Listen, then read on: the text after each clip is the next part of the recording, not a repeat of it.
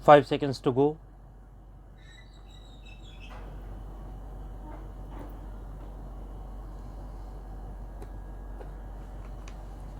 Start. An administrator who is doing an honest man's job and knows that he is doing his utmost often does not receive the recognition that is due to him.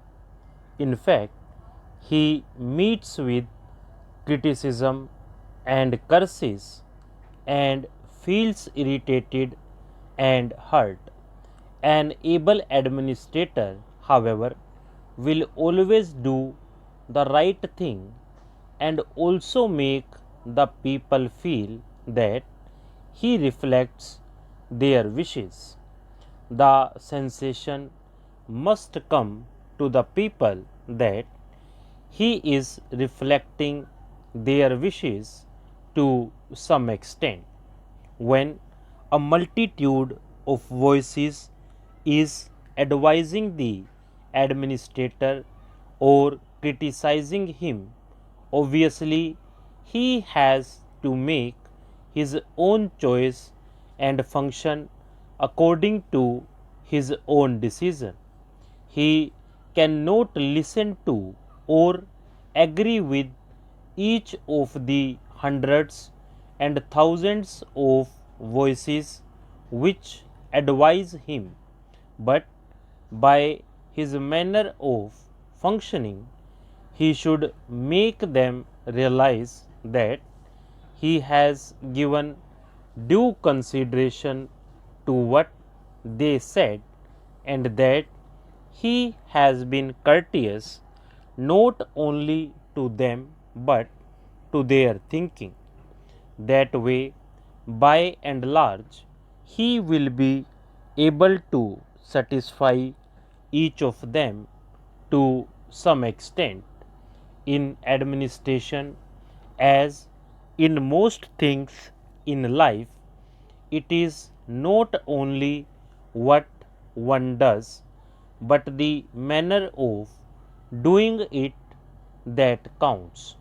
It is exceedingly important in dealings with large masses of human beings as in a democracy. I should like to stress this especially because it is of the highest importance as much for the administrator as for the politician. The politician realizes this in the normal course because he would have to go if he did not realize it quickly enough. The administrator, however, can continue much longer without realizing if fully, but there will be ill feeling against him and he will not be able to do his work adequately because most of it now involves the active cooperation of masses of people. The police functions of the state no longer dominate the scene. Each state wants to advance socially and economically. As a matter of fact, all public administration is bureaucracy in a way.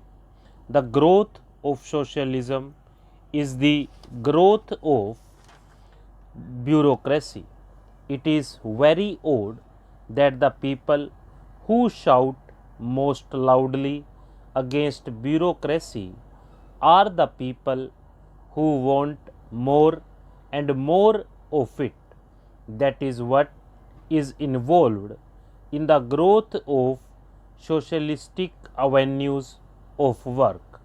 The administrator's work is becoming bigger and bigger. He has not only to keep peace in his area but also to understand people. Incidentally, the report of the director mentions a research project on local self government. I think that it is of the highest importance that this institute should give consideration to the administrative problems of local self government and even more particularly to those of panchayats.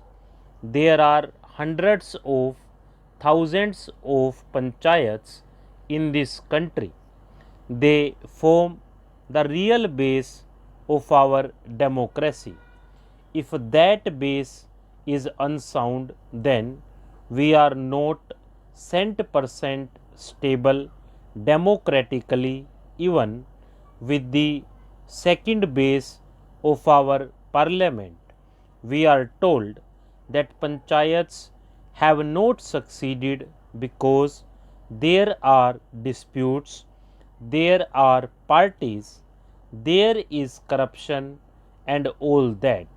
It is true, I think, that our experience of panchayats has been distressing, but real democracy cannot exist at the top.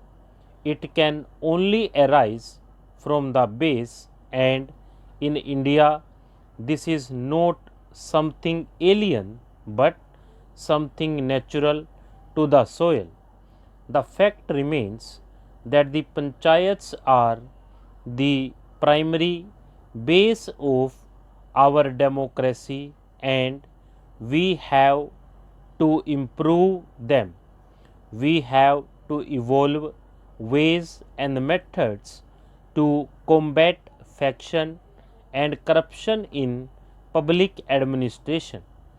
To take an instance, some kind of compensation is often given in the villages to a large number of people, or some relief work is taken in hand in a village and some petty official is put in charge of giving relief or compensation.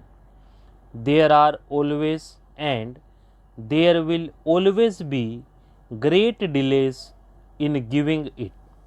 Very often, by the time it reaches the recipient, either most of it disappears or by then the recipient has suffered a great deal. What are we going to do about it? Are we to wait until everybody is thoroughly honest and will not delay things? Of course, we should try to do that, but we cannot wait. Suppose the whole village is gathered together and the government announcement about the scale of the compensation is made in public. The chances of corruption will become less because the matter will be too public. This is a very simple thing, but it is not done. Why cannot we work through simple methods? I have suggested that instead of summoning the people and making them come again and again, the official concerned should go to the village and call all the people, announce the government's decision about compensation publicly, and say, come along, take it here and now. And where this is done, there will be no chances of delay. Unless some such methods are evolved, corruption will become a serious problem. Of course, some amount of it may continue despite the new methods, for its complete elimination requires higher standards of integrity on the part of the people. This has to be ensured for honest administration in India. Stop.